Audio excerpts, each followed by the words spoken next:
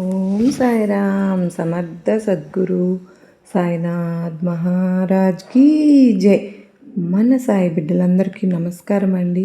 అందరూ కూడా సుఖంగా సంతోషంగా ఎప్పుడు కూడా ఆయుర ఆరోగ్యాలతో అష్టైశ్వర్యాలతో ఉండాలని మనస్ఫూర్తిగా బాబావారిని కోరుకుంటూ ఆ సాయినాథుని కృపా కరుణా కటాక్షములు మనందరిపైన మెండుగా ఉండాలి అని మనస్ఫూర్తిగా బాబావారిని వేడుకుంటూ ఈరోజు వీడియో అనేది స్టార్ట్ చేస్తూ ఉన్నాను. ఈరోజు మన సాయినాథుడు మన కోసంగా ఏమి సందేశం తీసుకుని వచ్చారు అంటే గనక, బిడ్డ ఎంతో బాధతో కన్నీరు కారుస్తున్నావు కదా తల్లి, అందుకేనమ్మా ఈరోజు నీతో మాట్లాడాలని స్వయంగా నేనే వచ్చాను.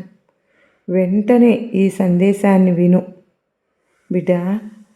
నువ్వు ఎన్నో కష్టాలతో ఎంతో దుఃఖంతో కూరుకుపోయినటువంటి తన బిడ్డలతో నేను ఎప్పుడూ ఉంటాను తల్లి.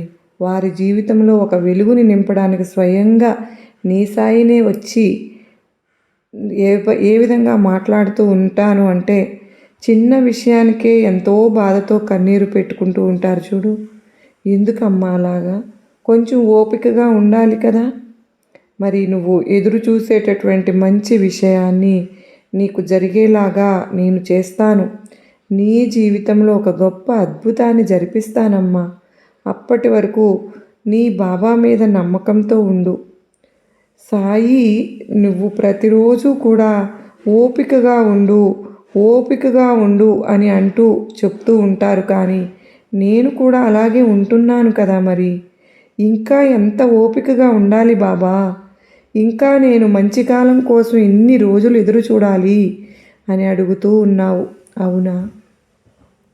అలాంటి ఆలోచనలు పెట్టేసుకుని బాధతో కాలాన్ని వృధా చేసుకుంటూ ఉన్నావు. నువ్వు ప్రతి క్షణం కూడా ధనం కోసం ప్రాకులాడుతూ ఏదో ఒక పని చేస్తూనే ఉంటున్నావు. కానీ అంత కష్టపడుతున్నా సరే కానీ నీ చేతికి అసలు ధనం అనేది అందటం లేదు, అవునా? బాధపడవద్దమ్మా. నా బిడ్డలకు నేను మంచి తెలివితేటలను ఇచ్చాను కదా. మరి వాటిని కనుక సరైన సమయంలో ఉపయోగించుకుంటే ఎంతోమంది గొప్ప స్థాయిలో ఉంటారు. మరి ఆ తెలివితేటలను ఎవరైతే కనుక ఉపయోగించుకోలేకపోతూ ఉన్నారో వారు మాత్రం దిగులుతో ఉంటూ ఉన్నారు. అలాంటి నా బిడ్డవైన నువ్వు దిగులు పడవద్దు తల్లి. తెలివితేటలతో గొప్ప స్థాయికి నువ్వు చేరుకోవాలి. ఈ బాబా ఎల్లప్పుడూ నీకు తోడుగా ఉంటాను. నీకు ఈ అవకాశం చేజారిపోయిందేమో అనే దిగులు పడనే వద్దు. నీకు మరొక అవకాశాన్ని నేను అందిస్తాను. ఎందుకు అని అంటే కనుక, నువ్వు నా ప్రియమైన బిడ్డవు. నీ ప్రయత్నం మాత్రం నువ్వు చేస్తూ ఉండాలి. తప్పకుండా నువ్వు నీ జీవితంలో గెలిచే తీరుతావు. ఈ ప్రపంచంలో కొంతమంది ఒకప్పుడు డబ్బు ఉన్న వారిని చూస్తూ అసూయపడేవారు. కానీ ఇప్పుడు కాలం మారింది. అలాగే మనుషుల మనస్తత్వాలు కూడా మారిపోయాయి. వారు ప్రస్తుతం ఆరోగ్యంగా ఉన్నవారిని చూసి ఓర్చుకోలేకపోతూ ఉన్నారు. అలాంటి పరిస్థితి నా బిడ్డకు నీకు రానివ్వనమ్మా. నేను నీ మంచి మనసు వల్ల మాత్రమే, నీ మంచి గుణం వలన నీకు అంతా మంచే చేస్తూ ఉంటాను. బాధపడవద్దు. ఒక్క విషయాన్ని మాత్రం నువ్వు ఎల్లప్పుడూ గుర్తుపెట్టుకోవాలి. అనవసరంగా ఆలోచించకుండా ఒక పని చేసిన తర్వాత బాధపడుకోకుండా ఉండాలి. ఎప్పుడు కూడా అనవసరమైనటువంటి ఆలోచనలు అనేవి చేయనే కూడదు. ఆ ఆలోచనలు అనేవి అనర్థాలకు దారితీస్తాయి అని గుర్తుపెట్టుకో. ఏ పని అయినా సరే ప్రారంభించే ముందుగానే అన్నీ ఆలోచించుకొని ప్రారంభించు. ఆ తరువాత నీకు అప్పుడు వీలైనంత వరకు మాత్రం నువ్వు తప్పులను నివారించుకోవడానికి అవకాశం అనేది, సరైన నిర్ణయాలు కూడా తీసుకోవడానికి సమయం ఉంటుంది. అంతేకాని సమయం లేదు, సమయం మించిపోతుందేమో అంటూ తొందరపాటు నిర్ణయాలు అనేవి మాత్రం తీసుకోనే వద్దు. చూడమ్మా, ఎవరైతే నిన్ను ఎల్లప్పుడూ అవమానిస్తూ ఉంటూ ఉన్నారో వారి ముందే నువ్వు తల ఎత్తుకుని తిరిగే రోజులు రాబోతూ ఉన్నాయి. ఆ విషయం చెప్పడానికే ఈరోజు నేను నీ ముందుకు వచ్చాను. అలాగే ఇక కొత్తగా నీ జీవితాన్ని ప్రారంభించాల్సి ఉంటుంది. ఎలాగూ అంటే, ఇతరులు నిన్ను బాధ పెడుతున్నా సరే, కానీ చిరునవ్వుతో నువ్వు సర్దుకుంటూ ఉన్నావు. అలాగే సర్దుకో. అలా చేస్తే గనక నీకు బంగారం లాంటి జీవితాన్ని నేను ప్రసాదిస్తాను. అన్ని విజయాలకు నిన్ను అధిపతిని చేయడానికే నీ బాబాను నీకు అండగా ఉన్నాను. నీకెందుకు తల్లి దిగులు చెప్పు? ధైర్యంగా ఉండు. నేనే అన్నీ చక్కబెడతాను. నీకు చివరిగా ఒక విషయం చెప్తాను తల్లి, వింటావుగా? కళాకారులు ఒక బొమ్మను గీశారనుకో, సరిపోతుందా? ఆ బొమ్మకు మంచి రంగులు వేస్తేనే కదా మరి అది అందంగా మారి అందరినీ ఆకట్టుకుంటుంది. అట్లాగే నువ్వు కూడా ఎదగాలి అంటే కొన్ని కష్టాలు, బాధలు అనుభవిస్తేనే మరి నువ్వు గొప్ప స్థాయికి అనేది చేరుకోగలుగుతావు. బిడ్డ, నీ తండ్రి ఏం చెప్తున్నానో నీకు అర్థమవుతూ ఉంది కదూ? అలాగే నువ్వు ఒక స్థాయికి చేరుకోవాలి అంటే కూడా అందరితోనూ గౌరవింపబడాలి. మరి అలా గౌరవింపబడాలి అంటే ఇటువంటి కష్టాలను, సమస్యలను ఎదుర్కొని తీరాలి కదా మరి. అప్పుడే కదమ్మా నువ్వు 10 మందిలో గౌరవించబడతావు అని గుర్తుంచుకో. అలాగే ప్రస్తుతం గొప్ప గొప్ప స్థాయిలో ఉన్నవాళ్ళు ప్రతి ఒక్కరూ కూడా ఇటువంటి కష్టాలను అనుభవించిన వారే. మరి అందుకే ఈరోజు అంత స్థాయిలో వారు ఉన్నారు అంటే ఒక్కసారి నువ్వు కూడా వెనక్కి తిరిగి ఆలోచించు. ఒకవేళ వారు ఆ కష్టాలకు, సమస్యలకు భయపడి, బాధపడి అక్కడే ఆగిపోయారనుకో, ఇవాల్టి రోజున వారు నీకు కనిపించేవారా? లేదు కదా. మరి అటువంటి వారినే స్ఫూర్తిగా తీసుకుని నువ్వు ముందుకు వెళ్ళాల్సి ఉంటుంది. తప్పకుండా నువ్వు ఎదుగుతావమ్మా. ఎందుకో తెలుసా? నీ బాబా అండ నీకు ఉంది. అందుకనే ఈరోజు నీ సాయి ఎప్పుడు కూడా నీకు తోడుగా ఉన్నాను కనుకనే ఎవరైనా సరే సమస్యలను అనే వాటిని లక్ష్య పెట్టకుండా కష్టాలకు ఊదుతూ ముందుకు వెళ్తారో వారి జీవితానికి ఒక అర్థము అనేది, పరమార్థము అనేది ఉంటుందని గుర్తుంచుకో. గెలుపు కంటే ఓటమికే బలం ఎక్కువగా ఉంటుంది. ఇప్పుడు నా బిడ్డ బలంగా ఉంది. ఈ కష్టాలను ఎదుర్కొని గుండె అనేది బండలాగా మారిపోయింది కదూ. మరి ఎటువంటి సమస్యనైనా సరే ఏ విధంగా పరిష్కరించుకోవాలో కూడా నీకు బాగా అర్థమైపోయింది. ఇక నీకు మిగిలింది గెలుపు మాత్రమే. మరి ఇక నువ్వు తలపెట్టినటువంటి ప్రతి పనిలో కూడా గెలుపు సాధించే తీరుతావు. ఆ బలంతోనే అతి త్వరలోనే నువ్వు గెలుపును అందుకుంటావు. అలాగే నీ జీవితానికి ఒక పరమార్థాన్ని నేను ప్రసాదించబోతున్నాను. అదేంటి బాబా? నేను మీరు చెప్పుకున్నట్లే నడుచుకుంటూ ఉన్నాను కదా, కానీ ఈ కష్టాలు అనేవి నన్ను వెంటాడుతూ ఉన్నాయి అని చెప్పి బాధపడుతూ ఉన్నావు. ఇది కొంతకాలం మాత్రమే బిడ్డ. నీ కష్టకాలం తీరిన మరుక్షణం వెలుగు నీ జీవితంలో ప్రవేశిస్తుంది. అప్పుడు అంటావు, బాబా మీరు చెప్పింది నిజమే, నాకు ఈ కష్టాల నుంచి విముక్తి లభించింది అని అనిపిస్తోంది బాబా. చాలా కృతజ్ఞతలు తండ్రి అంటూ నాకు నువ్వు ధన్యవాదాలు చెప్పే రోజు అతి దగ్గరలోనే ఉంది. నేను ఆ రోజును నీకు దగ్గర చేస్తున్నాను బిడ్డ. నేను ఆ పనిలోనే ఉన్నాను. నీకు ప్రతి ఒక్కదాని గెలుపుని నువ్వు అందుకునే తీరుతావు. నీకు ఒక రహస్యం చెప్తాను, వింటావా తల్లి? నువ్వు చేసే శ్రమ అనేది, ప్రయత్నము అనేది నీ గెలుపుకి కారణం. అలాగే నీ ఓటమికి గల కారణం, నీ జీవితానికి 2 బద్ధ శత్రువులు ఉన్నాయి. అవి ఏంటో తెలుసా అమ్మా? నీకు అపనమ్మకం, నువ్వు ప్రయత్నించకపోవడం. ఇవి 2 ఎప్పుడైతే నీ దగ్గర నుంచి దూరంగా పారిపోతాయో అప్పుడు నీ జీవితంలో తప్పకుండా ఎదుగుతావు. కనుక ధైర్యంగా ఉండడం అనేది అలవాటు చేసుకో తల్లి. ముందు నిన్ను నువ్వు నమ్ము. అలాగే నిన్ను నువ్వు ఒక సింహంలాగా పోల్చుకుని రాజగంభీరంగా ఉంటే గనుక ఎంతటి ఓటమి అయినా సరే తీసుకుని నువ్వు ప్రయత్నిస్తూ ముందుకు వెళ్తావో నువ్వు అంత ఎత్తుకు ఎదగగలుగుతావు. సమస్యలు అనేవి వస్తూ ఉంటాయి, పోతూ ఉంటాయమ్మా. కానీ వాటిని నువ్వు పట్టించుకోవాల్సిన అవసరమైతే లేదు. నీ ప్రయత్నం నువ్వు చేస్తూ నువ్వు గెలుపుని నీ సొంతం చేసుకుంటానికి అతి చేరువలో ఉన్నావు. నీ మంచి మనసు వల్లనే నువ్వు నాకు ఎంతో దగ్గరయ్యావు. నేను కూడా నిన్ను నా బిడ్డగా ఎందుకు స్వీకరించాననుకున్నావు? నువ్వు నా బిడ్డవు తల్లి, సాయి బిడ్డవమ్మా. నువ్వు దేనికి కంగారు పడాల్సిన పని లేదు. దేని గురించి అంతగా ఆలోచించాల్సిన అవసరం అంతకంటే లేదు. ధైర్యంగా ఉండు, సంతోషంగా ఉండు. నువ్వు ఏ అవసరం అయినా సరే, ఏ కోరినా ప్రతి కోరికను నీ సాయిని తీరుస్తాను, సరేనా అంటూ మన సాయినాథుడు ఈరోజు ఈ విధంగా అంటూ ఉన్నారు కదండి. తన బిడ్డల కోసం ఒక గొప్ప శుభవార్తనైతే అందించారు, గొప్ప వాక్కును చేరవేశారు. సాయినాథుడు మనతో అంటూ ఉన్నారు, బిడ్డ నీ చుట్టూ ఉన్న ఎదిగిన వాళ్ళను ఒక్కసారి చూడమ్మా.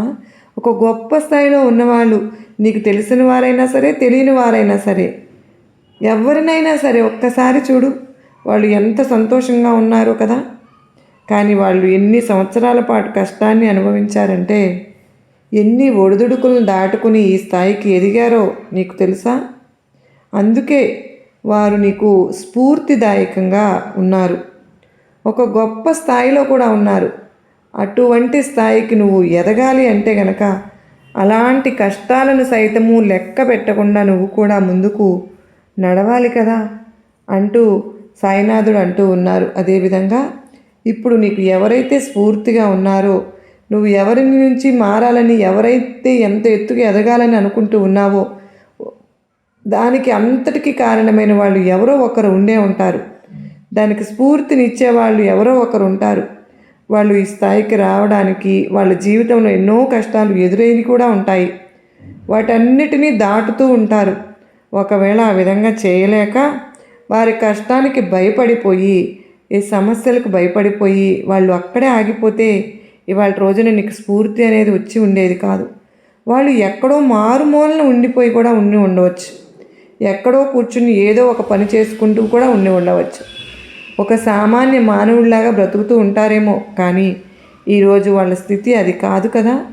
వాళ్ళు చాలా వందల మందికి, ఎంతోమందికి స్ఫూర్తిదాయకంగా నిలబడ్డారు. అంటే వాళ్ళు ఓర్చుకున్నటువంటి కష్టాలు ఎన్ని దెబ్బలు తగులుతూ ఉన్నా సరే వెనుదిరగనటువంటి నైజం ఇవే కదా వారికి ఒక స్థాయిని తెచ్చిపెట్టాయి.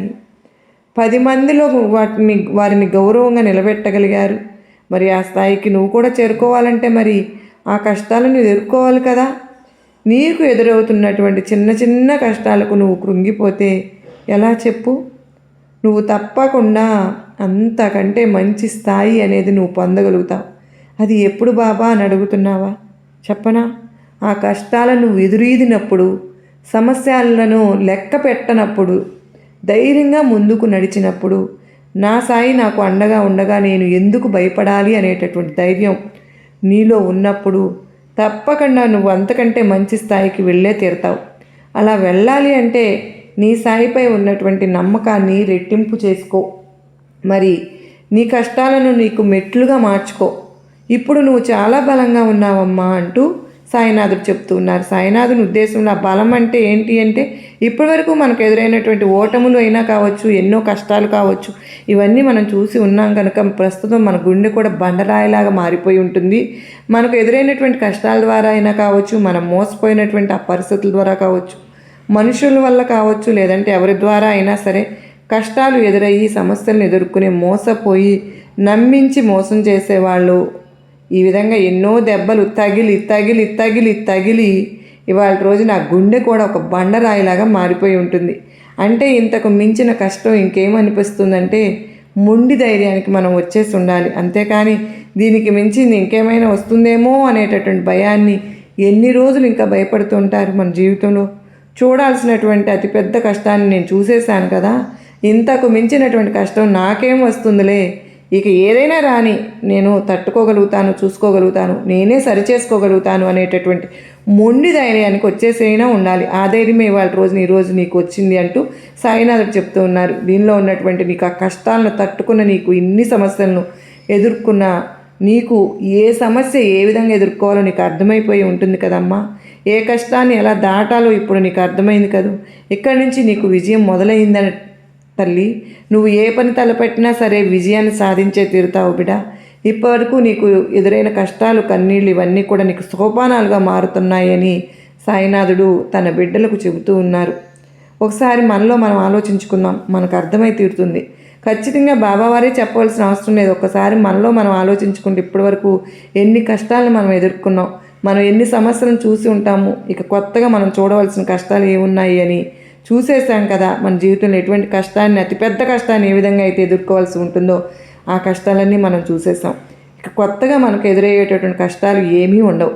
ఏ కష్టం ఎదురైనా, ఏ సమస్యను ఎదురైనా మనకున్నటువంటి అనుభవ రీతి వాటినన్నిటినీ కూడా పరిష్కరించుకుని ముందుకు వెళ్ళిపోగలుగుతాం, చాకచక్యంగా తప్పించుకోగలుగుతాం. అటువంటి మనస్తత్వాన్ని ఇప్పుడు మనం ఏర్పరచుకుని ఉంటాం కనుక ఇక నుంచి నీ కష్టాలకు ముగింపు. ఇక నుండి నువ్వు ఏ పని మొదలుపెట్టినా అందులో నువ్వు విజయం సాధిస్తావు అంటూ సాయినాథుడు తన బిడ్డలతో చెప్తున్నారు. మనలో మనమే ఒక్కసారి ఆలోచించుకున్నాం, బాబా వారి మాటలు ఎంత స్పష్టత ఉందో మనకు అప్పుడు అర్థమవుతుంది. ఇక మనం దేనికి భయపడాల్సిన పని లేదు. ఇంతకు మించినటువంటి కష్టం ఇక ఏమీ రాదు. మనం చూడవలసినవన్నీ చూసేసాము, అన్ని కష్టాలు పడ్డాము. ఇక మనం చూడవలసింది సంతోషం మాత్రమే, ఆనందం మాత్రమే, విజయం మాత్రమే. ఇకపై మీకు ఏవి ఎదురవబోతున్నాయి, అన్ని కష్టాలు అనిపించినటువంటి సాయినాథుని బిడ్డలు ఇకపై సంతోషంగా జీవించబోతూ ఉన్నారు. ఇప్పుడు మనం ఎవరినైతే స్ఫూర్తిదాయకంగా తీసుకుని ఉన్నామో, ఎవరెంత ఎత్తు ఎదగాలని అనుకుంటూ ఉన్నారో, ఇకపైన మన తరువాత వచ్చేవారికి మీరు స్ఫూర్తిగా నిలుస్తున్నారు కూడా. ఒక గొప్ప స్థానాన్ని మీరు పొందబోతూ ఉన్నారు. ఎంతోమందికి ఆదర్శంగా నిలవబోతున్నారు.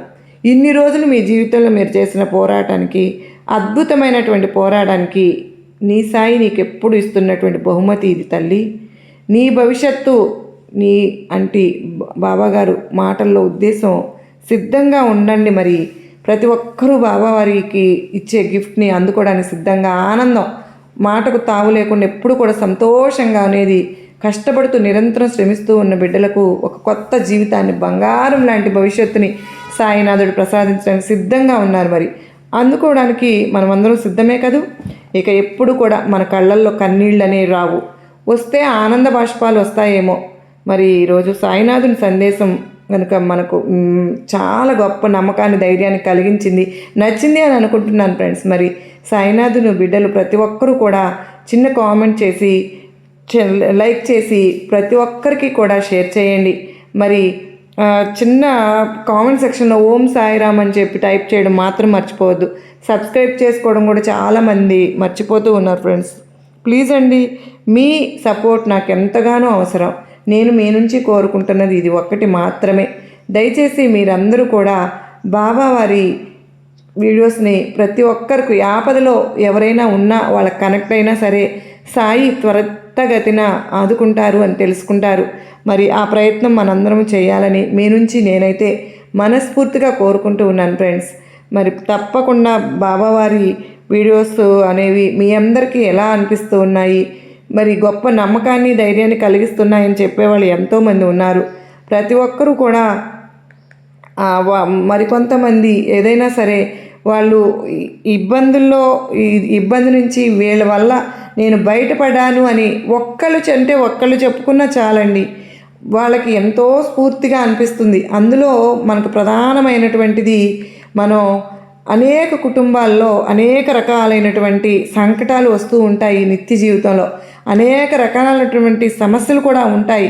కొన్ని మనం చేతిలో లేనటువంటివి, కొన్ని సందర్భాల్లో ఆ ఆపద నుంచి మనం బయటపడకపోతే ఆ బంగారం లాంటి అవకాశాలను కూడా మనం కోల్పోతూ ఉంటాం. కనుక సాయి బిడ్డలకు బంగారం లాంటి అవకాశాలను సాయినాథుడు ఇచ్చి దాన్ని కోల్పోనివ్వకుండా చేసేది కూడా బాబావారి. అందుకు సంబంధించినటువంటి సాయి బంధువుల యొక్క అద్భుతమైనటువంటి లీల మీకు ఒకసారి చెప్తానండి. 2023 ప్రాంతంలో సాయి కుటుంబం, నాకు తెలిసినటువంటి కుటుంబం, వారి కూతురికి వివాహం చేయాలని చెప్పి నిర్ణయించుకున్నారండి. మంచి సంబంధం అనేది వచ్చింది. పెట్టుపోతలు బంగారం అన్నీ కొడిపి 30 లక్షల రూపాయలు పెళ్లి ఖర్చు అవుతుందని చెప్పి వారు నాకు ఒక అంచనాకు వచ్చారు. కానీ సంబంధం మంచిది అనుకోకుండా వచ్చింది కదా, జార విడిచేసుకుంటే ఇటువంటి సంబంధం అనేది రాదు. కాకపోతే వాళ్ళ దగ్గర 30 లక్షల రూపాయలు నగదు అనేది లేదు. అయినా సరే ఏదో ఒక ప్రయత్నం చేద్దాము, బాబా మీద భారం వేసి అని చెప్పి ఆ సంబంధానికైతే సరే అని చెప్పేశారు.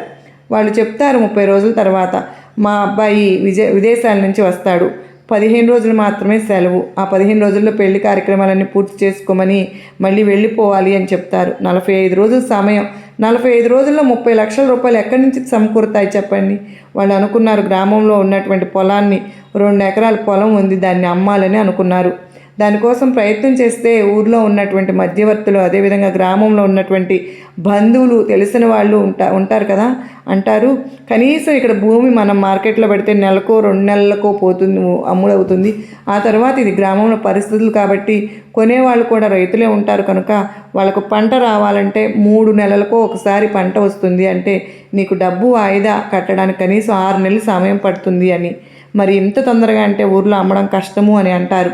ఇలా ఈ విషయం తెలిసినటువంటి ఒక స్నేహితుడు ఒక సలహా ఇస్తే, ఓ పని చేయండి, హైదరాబాద్లో ఇల్లు ఉంది కదా, దానిపై లోన్ తీసుకుని 15 లక్షలు పెట్టండి, గ్రామంలో ఉన్నటువంటి పొలాన్ని అమ్ముడుకు పెట్టండి, 30 లక్షలు వస్తాయి, వివాహం చేసేయండి అంటారు. కానీ వాళ్ళకి అది ఇష్టం లేదు. ఎందుకంటే వాళ్ళు మళ్ళీ టాప్లోకి వెళ్ళారనుకోండి, రకరకాలైనటువంటి చేసేవి కూడా పెట్టుకుని ఇవంతా జరిగే పని కాదని చెప్పి సాయినాథునిపై భారం వేసేసి, బాబా 30 రోజుల్లో ఏదైనా సెటిల్ అయితే అయినట్టు, లేకపోతే వచ్చినటువంటి సంబంధం నీకు ఇష్టం లేదని చెప్పి మేము భావిస్తాము, ఇది ఆగింది అంటే ఖచ్చితంగా ఏదో ఒక కారణం అయితే ఉంటుంది, అది నీకు మాత్రమే తెలుసు, దాని గురించి మేము శోధించము అని చెప్పి అంటారనమాట. ఊరి నుంచి వచ్చినటువంటి వారం రోజులకు మధ్యవర్తి ఒక ఫోను చేస్తారనమాట. మీ భూమిని కొనుగోలు చేయడానికి ఒక ఎన్ఆర్ఐ అనే వాళ్ళు వచ్చారు, మీరు చెప్పినటువంటి రేటు అయినా ఇస్తారు, అతను 30 రోజుల్లో మళ్ళీ తిరిగి విదేశాలకు వెళ్ళాలి, ఈలోపే రిజిస్ట్రేషన్ అన్నీ పెట్టేసుకుని మీ డబ్బు మీకు ఇస్తారు అని అంటారు. ఆశ్చర్యం వేస్తుంది. అసలు అసంభవమైనటువంటి గ్రామంలో అప్పుడు ఉన్నటువంటి పరిస్థితుల్లో భూమి అమ్మితే కనీసం 3 నెలలైన ఫుల్ పేమెంట్ ఇవ్వడానికి వాయిదా పెట్టేటటువంటి రోజులు, దానికి తోటి వాళ్ళకు ఆశ్చర్యం, అంటే ఇంత త్వరగా భూమి అమ్ముడు అయిపోతుంది అనేటటువంటిది కలలో కూడా జరగనటువంటిది. అటువంటిది సాధ్యమైంది అంటే ఖచ్చితంగా అది సాయినాథుని యొక్క కృపయే. ఇక దీని గురించి ఎటువంటి సంశయాలు అవసరం లేదని చెప్పి పెళ్లి కుమారుడు తరపు వాళ్ళకి చెప్పేస్తారు. మీరు అనుకున్నటువంటి సమయానికి మేము వివాహం జరిపిస్తాము అని చెప్పి. వారు అనుకున్నటువంటి సమయానికి వివాహం జరిగింది. బాబా ఆ సమస్యను ఎంత చాకచక్యంగా, ఎంత సులువుగా పరిష్కరించారో చూడండి. ఇక్కడ మాయా లేదు, మంత్రము లేదు. ఏదైతే వారు అమ్మాలనుకున్నారో అది కావలసినటువంటి వ్యక్తి ఆ సమయానికి వచ్చాడు, అది అలా జరిగిపోయింది అంతే. ఇక్కడ బాబా చేసినటువంటి చమత్కారాలు లేకపోతే అసంబద్ధంగా ఉన్నటువంటి లీల ఏది కూడా సాయినాథ్ మార్గంలో ఉండదండి. ముఖ్యంగా మనం ఏదైనా ఆపదలో కూరుకుపోగానే బాబాని అడుగుతాం, బాబా ఎట్లాగైనా బయటపడే తండ్రి, ఎట్లాగైనా మంత్రం వేసే ఇంకోటి వేసే బయటపడే తండ్రి అని ఎప్పుడు బాబా వారిని మంత్రాలు తంత్రాలు లేకపోతే అయాచితంగా ఏదో రోజు తెల్లారేసరికి మార్చడాలు ఇటువంటివి ఉండవు సాయినాథుని దగ్గర. మనం గుర్తుపట్టుకోవాల్సింది ఏంటి అంటే ఆ సమస్య నుంచి మనకు బయటపడేటటువంటి మార్గాన్ని సాయినాథుడు అన్వేషించి పెడతారు.